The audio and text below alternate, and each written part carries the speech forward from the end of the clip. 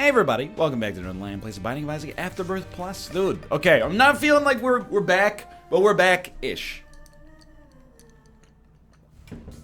3QLW8TLB. Sometimes you just need a little reset, you know? St. Louis Blues, January 2019, lost 5-0. 5-0 against the Vancouver Canucks, who I'll point out ended up finishing the season in like the 8th worst spot or something like that. Might have even been a little bit worse than that. What happened to the Vancouver Canucks? Drafted 10th or 11th, I can't remember now. If you ain't first, you're last.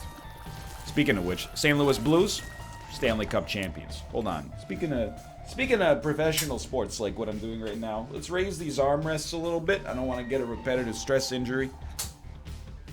Got to take care of yourself. Yeah. Yeah, this will work. Okay. I'm comfortable. I'm ready to go. There's no shame in taking care of your body. You know, you only get one. I know it sounds lame. I come to the realization, you know, I annoy people a lot because I'm not like, let's just be honest when I say this. What I was gonna say is like I'm not anti-vaping, but like I kind of am. I think it's better to just, you know, own it, I suppose. If you're, I mean, you know my position. I've said it 1,000 times at this point, if I've said it any times at all. If you used to smoke cigarettes and you started vaping to stop smoking cigarettes, good on you. That's a huge positive change. Oh, it's interesting at least. And the other thing is, you can do whatever you want with your life. It's not for me to choose. But like I've come to realize, I always see, because we've been at the movies like a staggering amount recently. Lots of good stuff coming out. They always have these like, you know, hey, young kids don't vape ads. And they always make the young kids, and by young kids I mean, I guess I've reached this age. By young kids I mean the 16 and 17 and 18-year-olds in theaters. They always make them laugh. They're always like, yeah, sure, Grandpa. It could have permanent effect on my brain development. Whatever, dude. Look, I understand. I was there not so long ago. Believe it or not.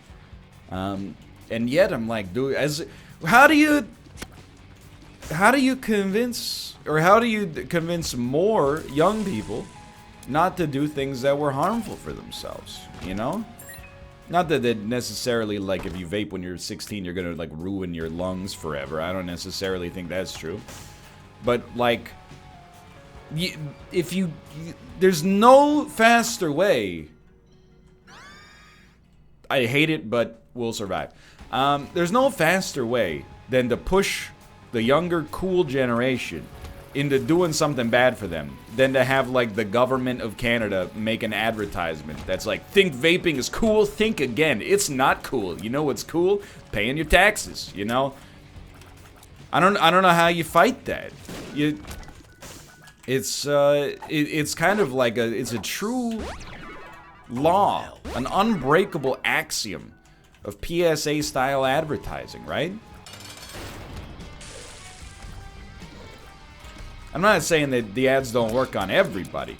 Like, here's the thing. I'm part of the generation that, like, at least where I grew up, which was admittedly, like, in rural Ontario, almost nobody I know smoked. Well, almost nobody my age smoked. And yet, almost everybody's parents had at least one smoker amongst them. So we were like the generation that really was just like, why would I ever start smoking? It's expensive. If you smoke, I'm not trying to make you feel bad. I understand, by the way. The older you get, you know, I always, people think I watch these shows about drugs, you know, like Intervention or Drugs Inc., and I'm like laughing at drug addicts. It's not the case. I do find it entertaining, but I find it enlightening for a couple of different reasons. One is, you know, without being rude, it really puts your problems into perspective. When you're like, oh, people made fun of me for not being that good at Mario Maker for a couple days.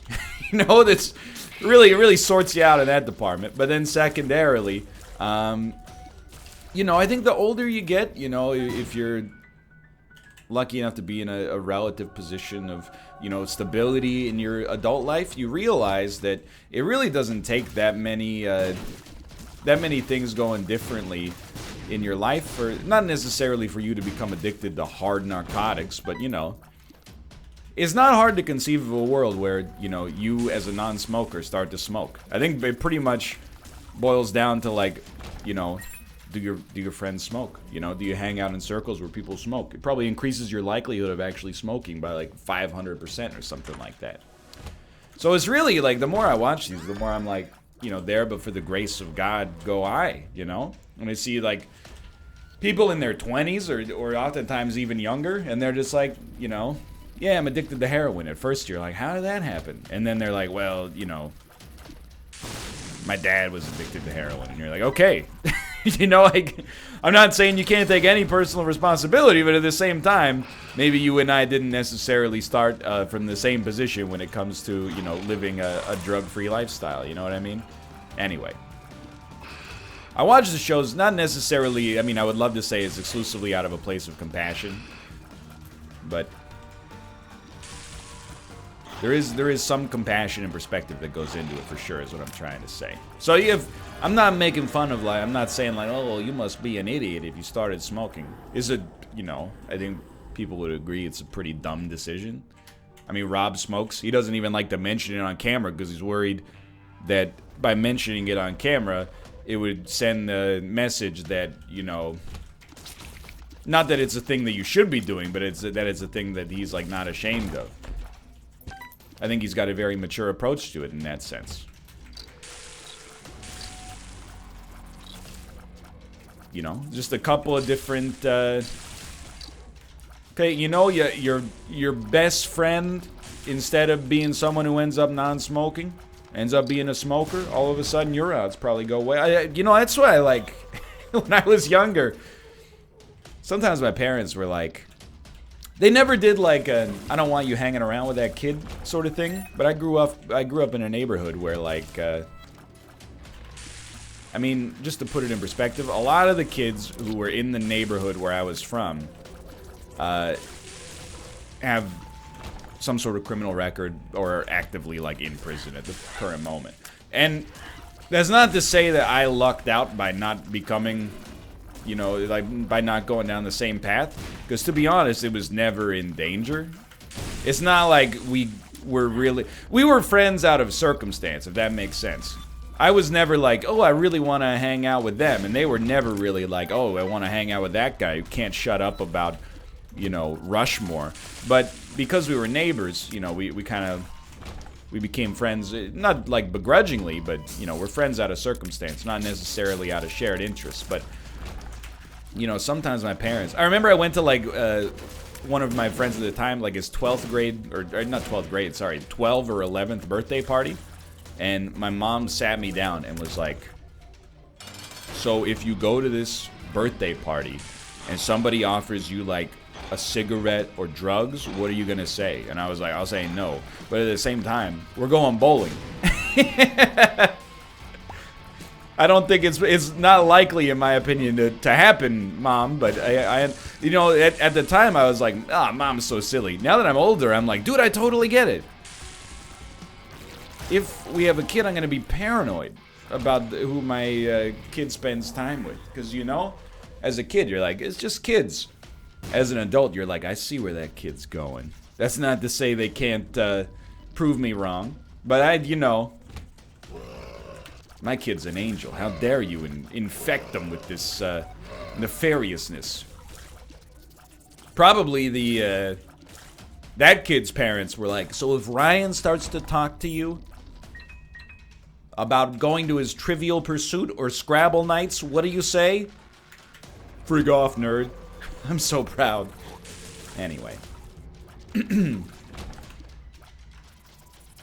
You know my perspective on vaping. I don't even need to say it, but I'm gonna say it because I've already started to say it, but it always makes people angry. It doesn't make people angry. A lot of people agree with me, but it does make some people angry. Because you're kind of, not demonizing, but criticizing a fairly large aspect of it, particularly. It's a big gamer demographic. I think you can vape constructively. Let's just leave it at that.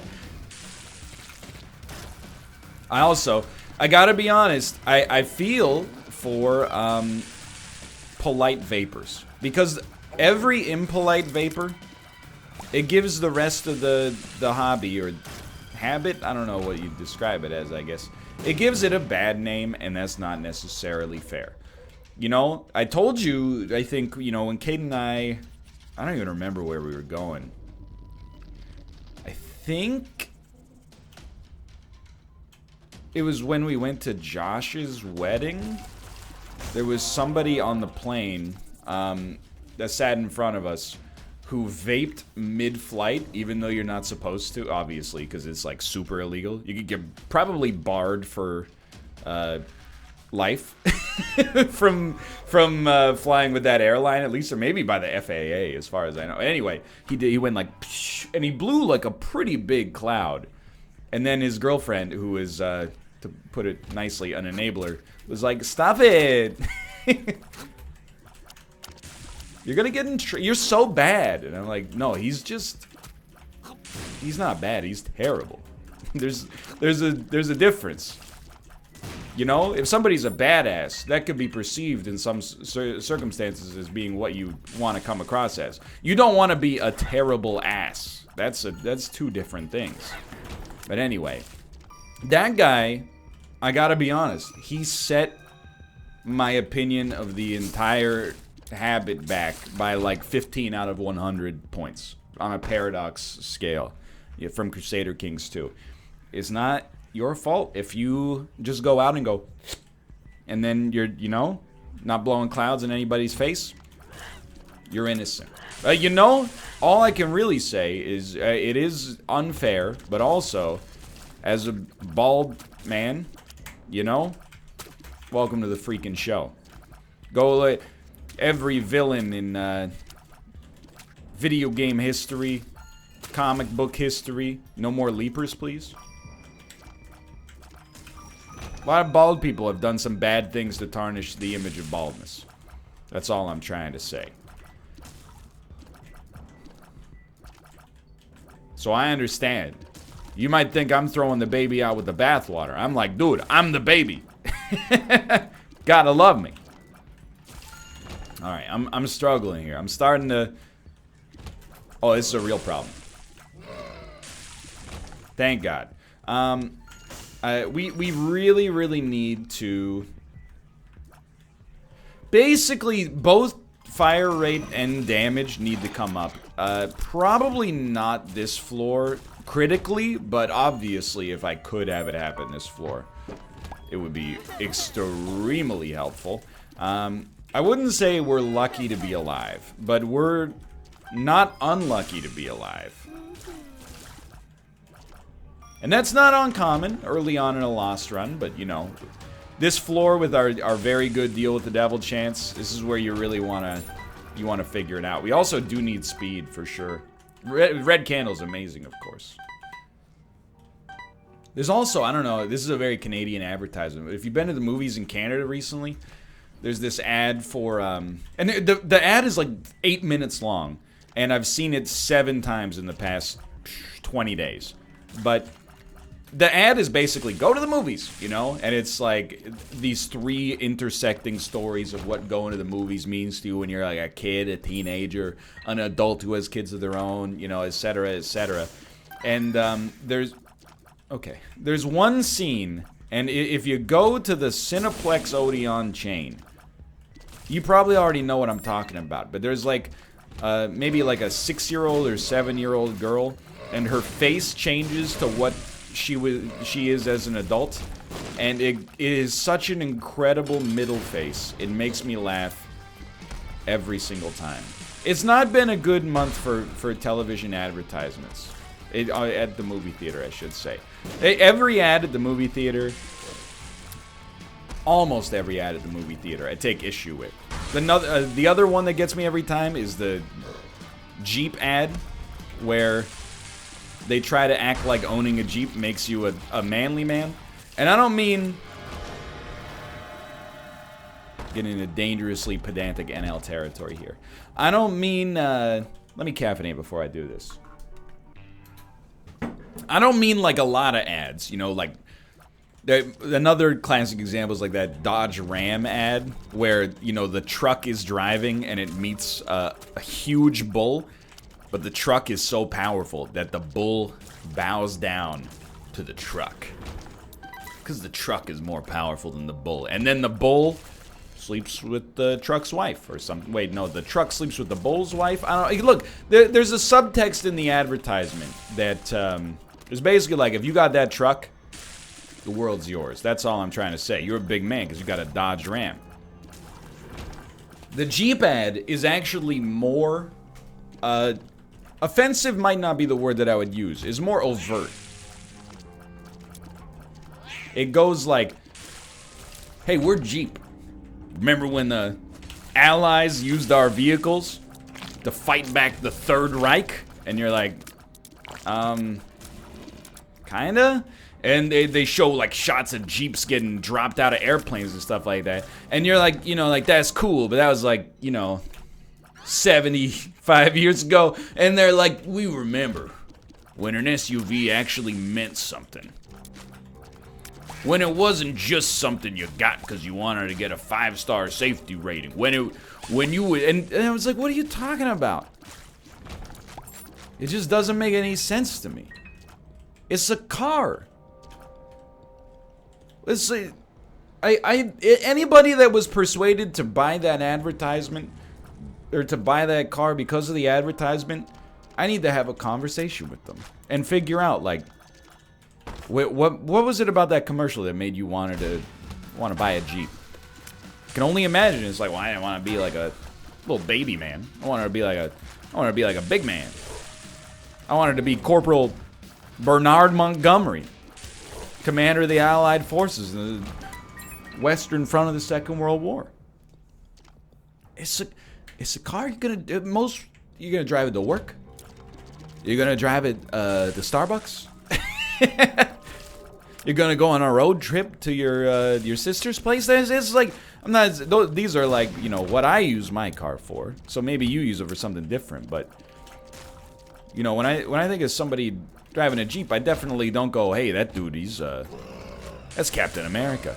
Show some respect. First off, as we all know from watching the movies, Captain America would drive an Audi. But secondarily, you know, it's ridiculous. Now, you know what ad does it right? There's an ad just before that, or just after that. It's for the Toyota Corolla. It's just simple. It goes like, hey, here's what we got in our Toyota Corolla. It's got an inductive charger for your phone. You don't even have to plug it in. It'll just charge. It's got the best-in-class miles per gallon.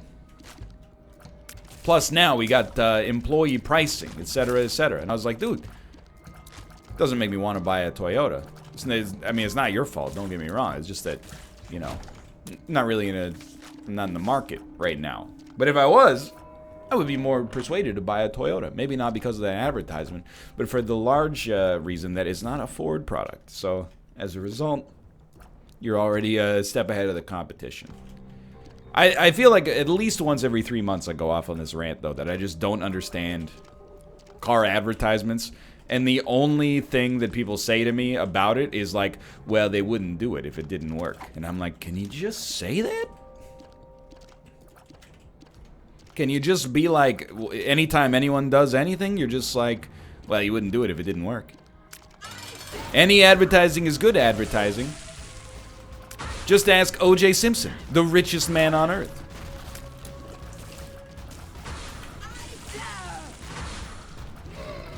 Anyway.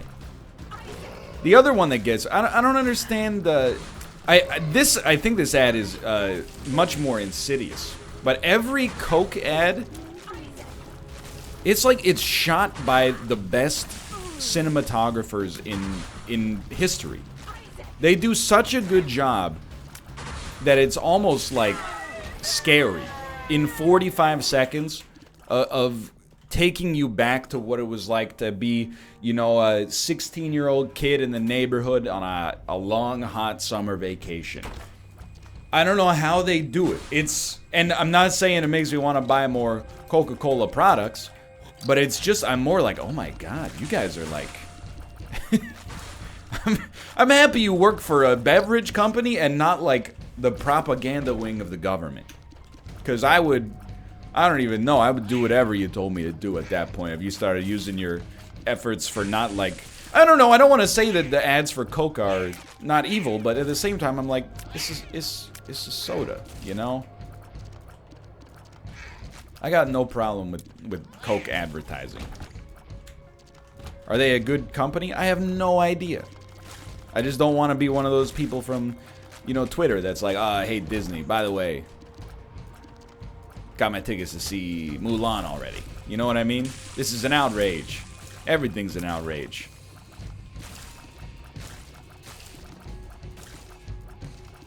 I buy a Coke product now and then. Well, dude, I like a Coke Zero. Something I have almost like a Pavlovian thing with the Coke Zero. I can go like months without having a Coke Zero. If I'm at the grocery store and it's past like 9:30 p.m. and I'm checking out, my brain sends me a little signal sometimes, and it's like, oh, I'm really thirsty, but I don't want water. I don't want water. I want something with the little prickly bubbles that goes down your throat. You know, and I gotta. Sometimes I, you know, relent. But sometimes, you know, I think it's nice to remind your brain, you know, that you're in control of it. It's not in control of you at all times. I always think, because what it is it's not like I'm actually thirsty. It's that I have occasionally made a routine of grabbing a diet soda on the way out of the grocery store. So my brain is like, ooh, it's almost diet soda time. It's getting the causation and the correlation. Well, no, it's getting the cause and the effect mixed up. You know what I mean? Okay, we gotta focus. It could be a tricky boss fight. Probably won't be. Never mind, we don't have to focus. It's just Skolex. What am I freaking about? I'm always reminded of the story, is what I was gonna say, of a friend of mine who was like, every day for breakfast he drank orange juice with whatever he was eating. And he came to believe that, you know, when he woke up, his body craved the rich vitamin content of the orange juice. And then he stopped doing it for like, you know, 3 weeks or something like that. And he's like, nah, dude, it's just the sugar. Every morning when I woke up, my body was like, oh, I can't wait for that juicy, juicy sugar. And I was going, well, you know, the commercial says it's got 33 ounces of sunshine in every bottle. So you gotta remind your brain who the master is in some circumstances. I mean, it's a collaborative effort, but Skolex, I'm begging you, dude. Come on. There we go. Okay, so it's not really what we're looking for, and this is also not what we are looking for. But we really... Let's not get too overconfident here, because we still gotta beat Krampus, but... Botched. We want Lump of Coal, not Krampus's head. Shouldn't have done that. Oh, we're very lucky there was no turret. Please. Okay, at least, you know, it's a touchy run. This is a very, very touchy run relative to the... I don't want to say the norm, but it's a touchy run relative to... Well, the last run, even. The last run, admittedly, took longer to get here, but by the time we got here, I think we were a little bit stronger. I'm just gonna say, like, thank the Lord we did not get Matriarch. I think we would be super dead. I can't help but notice, I think this kind of was the case on the last round as well, but we're getting, like, a lot of those boss items that, unfortunately, just are not attribute-based, which is very unfortunate. I know I said unfortunate about 30 times there, but... You know, these utility items, sometimes they're valuable. Sometimes they're more valuable than attribute-based items. But when you have below average speed, below average damage, and below average rate of fire, I know we got kidney stones, so it's not like an apples to apples comparison, but this is not one of those cases. This is a case where we're like, please God, give us a speed upgrade. Please God, give us a tears upgrade. But we're still hanging, obviously. Really, like, this is a testament to the power of the red candle. I don't know, maybe we do want safety cap because we can hold 2 trinkets. And this, to be honest, this is what we wanted, you know? This is, not what we wanted out of this run, but what we wanted out of this Eden break was a reminder of, you know, sometimes you gotta play considered Isaac, you know? You gotta play deliberate, slow Isaac.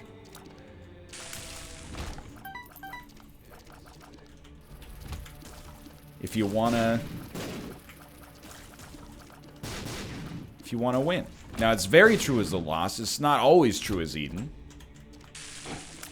But definitely, like, a lot of the Eden runs we lost, I was like, we should have won. Speaking, so I've been watching this show on Netflix. This is tying back to conversation earlier in the episode.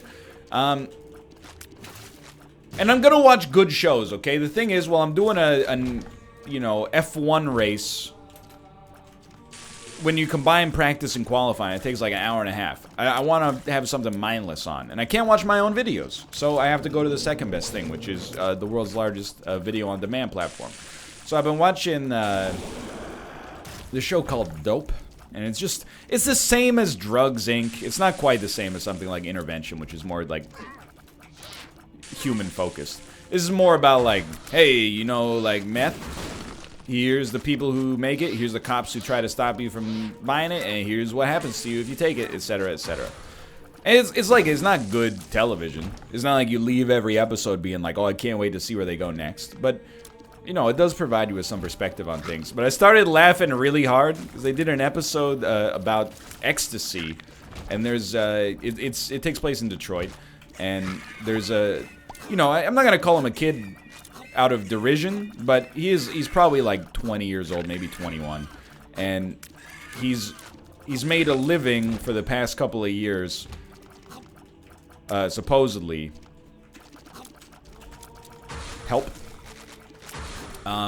buying drugs on the dark web and then selling them on the street, right? Oh, we got so close to dying there. Brain overloaded. Lucky we got through that. Come on, just be dead, dude. No! Dude, we played pretty well on that run. I can't be too upset when the chips fall like that. Anyway, to finish the anecdote, we'll play as Eden next time. To finish the anecdote, he's like, I don't want to do this forever, dude. I don't want to get rich. What I want to do is make enough money to get myself out and stable. I'm in college right now, and I want to be a Homeland Security officer. And he was like, yeah, I get it. It's hypocritical. But at the same time, I want to, like, help protect my country from the things that are really harmful. You know, like murderers and stuff like that. And I was like, man. First off, I don't know. Maybe this show was acted, okay? Maybe it's all a ruse. You know, like Love It or List It. But, sorry, House Hunters. I don't know if Love It or List It is a ruse. It probably is, though. If this is real, dude, first off, that's hilarious, you know? Everyone to some extent lives a life of contradictions, I suppose. But secondarily, you doubled down on your dumbness. Why on earth would you agree to do the show? And, like, yeah, their faces are obscured and stuff like that, but not really. He has, like, a bandana and a baseball hat on. Someone, I'm not saying they will, but someone could see that and be like, I recognize those eyes. I just don't. You're like, okay, yeah. So I'm gonna like be a drug dealer, and also, yeah, later I want to be a cop. That's my lifelong dream. Also, sure, let's do this television program that's gonna get released on, you know, a service with 250 million subscribers. Anyway, thanks for watching. Hope you've enjoyed the episode. If you did, click the like button. It's a great deal. Of course, subscribe if you want to see more in the future. I'm not sad about this loss. We played pretty well as could be expected, I think. I'll see you next time.